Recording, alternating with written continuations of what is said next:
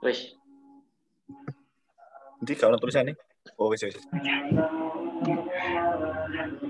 Assalamualaikum warahmatullahi wabarakatuh. Assalamualaikum warahmatullahi wabarakatuh. Waalaikumsalam warahmatullahi wabarakatuh. Pada kesempatan kali ini kami akan membahas tentang hasil laporan yang berjudul potensi sumber daya air tanah terhadap lahan padat penduduk Kecamatan Depok, Kabupaten Sleman dengan nama anggota.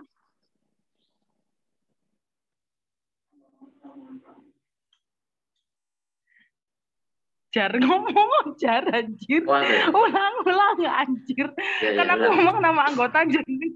Ulang. Aku kasih dah. Gak ngomong ya. Cancel. Ya. Perkenalkan, nama saya Fajar Bayu Branggodo, NIM 051. Nama saya Lukman Ahmad Husaini, NIM 69. Dan nama saya Aprilia Dwi, NIM 076. Oke, next. Next slide. Di sini ada beberapa permasalahan dari topik judul yang kita ambil, yakni yang pertama, bagaimana kondisi volume air tanah di Kecamatan Depok, Kabupaten Sleman, Yogyakarta. Lalu yang kedua, bagaimana analisis keterkaitan kondisi volume tanah di Kecamatan Depok dengan kebutuhan domestik air tanah Kecamatan Depok, Kabupaten Sleman, Yogyakarta. Dan yang ketiga, bagaimana potensi degradasi air tanah akibat perkembangan penduduk di Kecamatan Depok, Kabupaten Sleman, Yogyakarta. Next.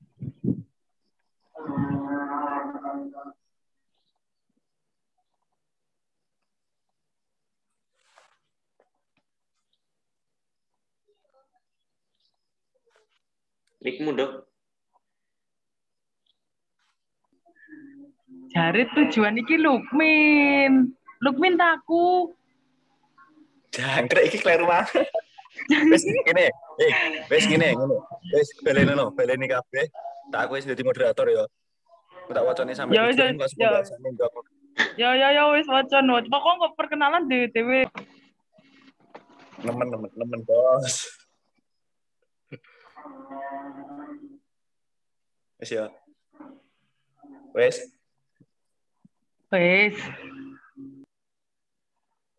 Assalamualaikum warahmatullahi wabarakatuh. Waalaikumsalam warahmatullahi wabarakatuh. Kami dari kelompok pira? Sur lali aku. Kau nak kelompok BTW. Kelompok itu. Iya, dadak itu. Iya, nak kelompok itu. Ono. Astaga, kelompok piro terusan? Anjir, jadi rekod panik jar.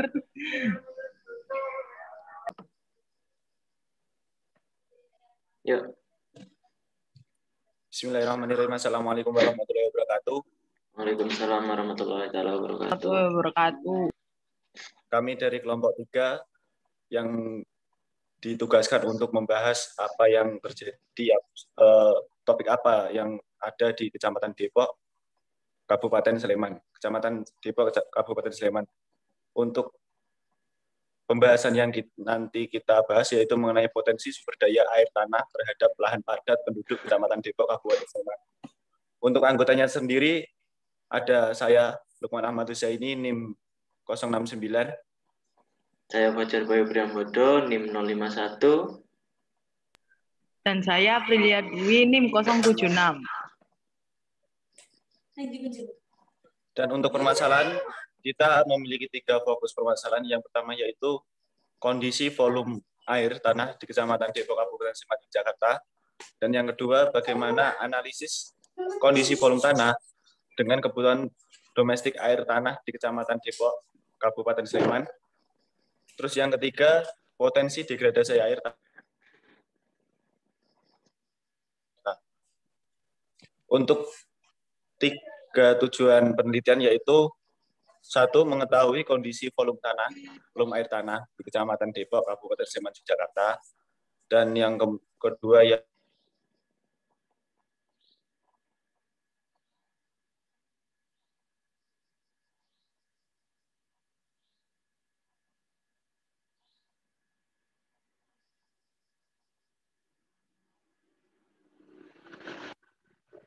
Dan untuk pembahasan kondisi volume air tanah Kecamatan Depok di Kabupaten Sleman yang akan dijelaskan oleh teman sinyalku nggak paling ada di.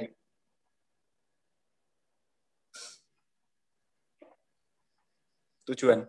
Ya tujuannya pada mana?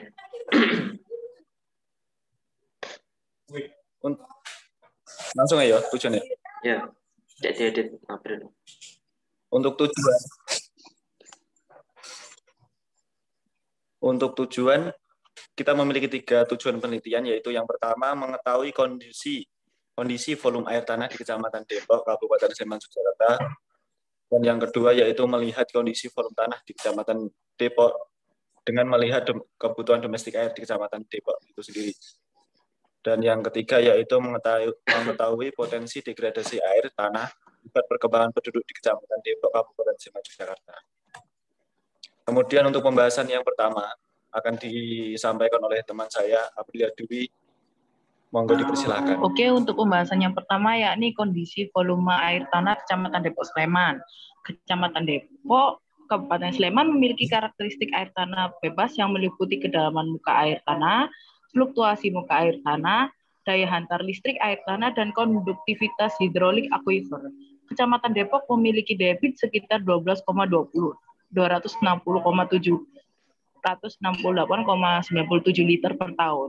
Hasil batas penggunaan masyarakat per harinya sekitar 35,801,083 meter kubik per hari. Dalam hal ini, nilai penggunaan air tanah masih belum dilampaui oleh kebutuhan domestik total keseluruhan kota. Next. Berikut merupakan peta sebaran dari potensi air tanah yang akan saya jelaskan. Memiliki konduktivitas hidrolik akuifer daerah Kecamatan Depok dengan 2 kelas, yakni kelas sedang dan juga kelas cepat. Untuk nilai kelas sedang sekitar 1,52 meter per hari, dan sedangkan untuk kelas cepat sekitar 21,34 meter per hari. Dan untuk tingkat kedalamannya, Kecamatan Depok memiliki tingkat kedalaman dari dangkal atau D2 yang didominasi di daerah Maguwoharjo dan golongan sedang yang didominasi oleh daerah catur tunggal dan condong catur dengan kode D3. Tingkat fluktuasi air tanah di daerah Kecamatan Depok dibagi menjadi 3 kelas dengan nilai fluktuasi 0,5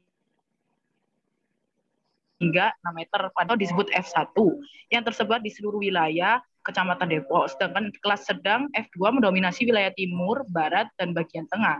Pada kelas tinggi didominasi sebagian kecil daerah dekat dengan sungai. Oke, untuk selanjutnya yakni tentang kebutuhan domestik air tanah Kecamatan Depok, Kabupaten Sleman yang akan dijelaskan oleh teman saya yakni Lukman Ahmad Husaini.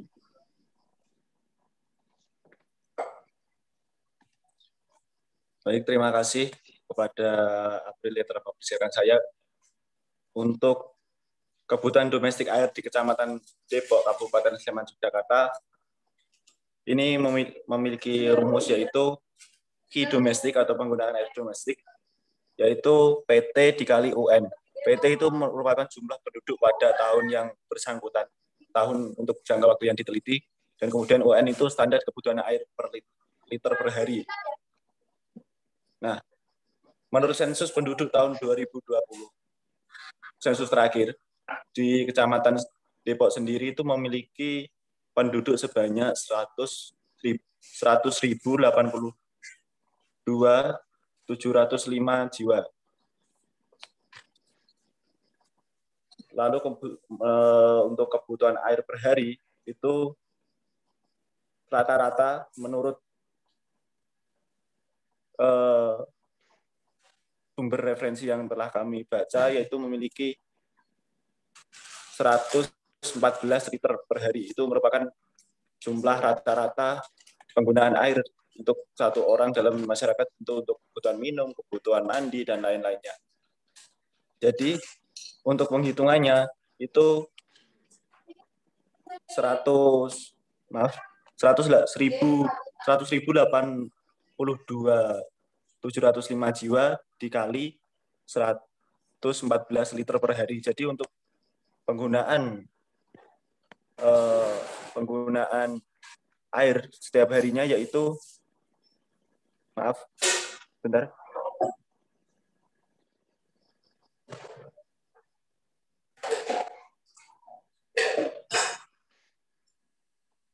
Yaitu 260.768,97 liter per hari. Yaitu jadi untuk jumlah debit air di Kecamatan Depok dan juga kebutuhan air setiap harinya itu volumenya itu sekitar 2596894,3,1 liter.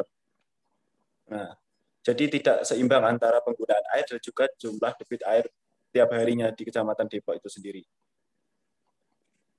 Lanjut, untuk bab selanjutnya akan disampaikan Fajar Bayu. Baik. Untuk pembahasan selanjutnya yakni tentang potensi degradasi air tanah akibat perkembangan penduduk di Kecamatan Depok, Kabupaten Sleman, Yogyakarta. Ini yang saya tunjukkan menggunakan kursor ini adalah Kecamatan Depok. Menurut data yang saya peroleh, tahun 2013 ada sekitar 340.000 penduduk sampai dengan 500.000 penduduk. Yang mana ini termasuk dalam kategori penduduk yang jumlahnya sedang dalam tingkat kepadatannya. Nah, selanjutnya saya ingin menjelaskan bahwa kepadatan penduduk ini sebenarnya memiliki potensi untuk mengakibatkan air tanah itu sendiri terdegradasi. Degradasi itu sendiri merupakan sebuah keadaan di mana dia itu adalah berkurangnya baik kualitas air maupun kuantitas air itu sendiri. Nah, untuk secara kualitas itu bisa dilihat secara fisik, kimia, dan juga tentang bakteriologis dari air. Nah, kalau kuantitas itu sendiri berhubungan dengan volume dan juga debit air yang ada. Nah, ini merupakan tabel di mana di sini sumbernya saya peroleh di tahun 2013. Ini dari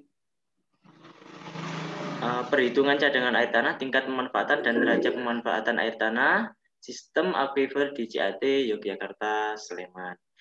Jika kita lihat bahwa air tanah ini dibagi menjadi dua, yakni air tanah yang sifatnya statis dan juga air tanah yang sifatnya dinamis. Yang air tanah sifatnya statis ini dia itu tetap, memang sejak dahulu dia tetap. Mungkin dia ada di atasnya lapisan kedap air. Nah, itu disebut dengan cadangan air statis. Yang cadangan air dinamis ini senantiasa dia berputar terus-menerus. Ini dipengaruhi oleh berbagai faktor, diantaranya adalah infiltrasi. Nah, infiltrasi ini sendiri memang ada pengaruh dari lahan di atasnya. Nah, untuk daerah Depok di Kecamatan Depok Kabupaten Sleman ini dengan tingkat penduduk yang sedang dan jumlah bangunan yang lumayan banyak, maka untuk cadangan air yang sifatnya dinamis dia itu akan kurang dalam hal infiltrasinya. Jadi yang masuk untuk air cadangan di dalam tanah dia akan berkurang. Nah, untuk di tabel ini tingkat rasio pemanfaatan air tanah dan cadangan air dinamis adalah 16,86%, di mana tingkat pemanfaatan air tanah adalah sedang dan kondisi air tanah dalam kategori rawan. Selanjutnya, dari data di atas dapat dilihat juga nilai presentasi saldo Kecamatan Depok 87,03%. Presentasi saldo adalah hasil selisih antara cadangan air tanah dinamis dengan total penggunaan air tanah kategori ini tergolong kategori yang tinggi ya. Nah, saldo presentasi ini merupakan pengurangan antara cadangan air tanah dinamis dan juga penggunaan harian. Nah, untuk masyarakat tentu untuk amannya, untuk kebutuhan masa mendatang, maka akan menggunakan cadangan air tanah yang sifatnya dinamis. Nah, cadangan air tanah sifatnya dinamis ini memiliki presentasi sudah 87 0,3% untuk saat ini, dan itu merupakan data yang saya ambil di tahun 2013. Nah, saya akan melanjutkan pada kesimpulan. Untuk sebenarnya potensi sumber daya air tanah di Kecamatan Depok ini sendiri memiliki potensi yang bagus, dalam artian di mana potensi air tanah ini jika dilihat dari kondisi volume dan kondisi debit air yang masuk dan juga air cadangan maupun air statisnya, untuk pemenuhan kebutuhan dalam hal kebutuhan rumah tangga maupun kebutuhan yang sifatnya mikro, maka dia akan jelas sangat mencukupi. Namun untuk kebutuhan yang sifatnya sebagai komersil maupun itu hotel ataupun untuk bangunan-bangunan yang sifatnya dia itu menguras air tanah, maka potensi itu memiliki efek negatif yang mengarah kepada degradasi air tanah. Nah, degradasi air tanah itu sendiri akan sejalan dengan perkembangan penduduk, yang mana itu merupakan faktor utama mungkin yang akan menjadikan air tanah itu terdegradasi. Dengan jumlah pemukiman yang berpotensi menjadi lebih banyak, maka dia akan menutupi lahan tanahnya, dan infiltrasi dari air hujan itu sendiri akan berkurang. Nah, akhirnya nanti akan mengakibatkan berbagai macam potensi bencana, di antaranya adalah banjir. Nah, banjir itu sendiri merupakan air yang meluap, dan itu diakibatkan oleh runoff yang terlalu tinggi. Nah untuk saran ke depannya mungkin di mana penting untuk adanya konservasi air tanah. Nah, konservasi air tanah itu sendiri merupakan upaya untuk menjaga keberlangsungan air tanah dan juga potensi-potensinya. Di mana potensi air tanah yang seharusnya melimpah ini memang seharusnya difungsikan untuk berbagai macam kegiatan, mungkin untuk kegiatan di mana pariwisata dan juga lain-lain selain dari kebutuhan mikro yang bersifat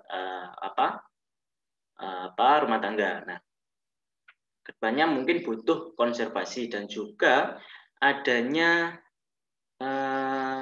sinergi antara pihak pengelola, stakeholder, dan juga masyarakat, di mana ini merupakan ijtihad kita bersama bahwa untuk menjaga kondisi air tanah kedepannya butuh konservasi yang masif, di mana ada contoh kegiatannya yakni penanaman pohon dan juga revitalisasi bangunan-bangunan untuk dijadikan tadah air hujan.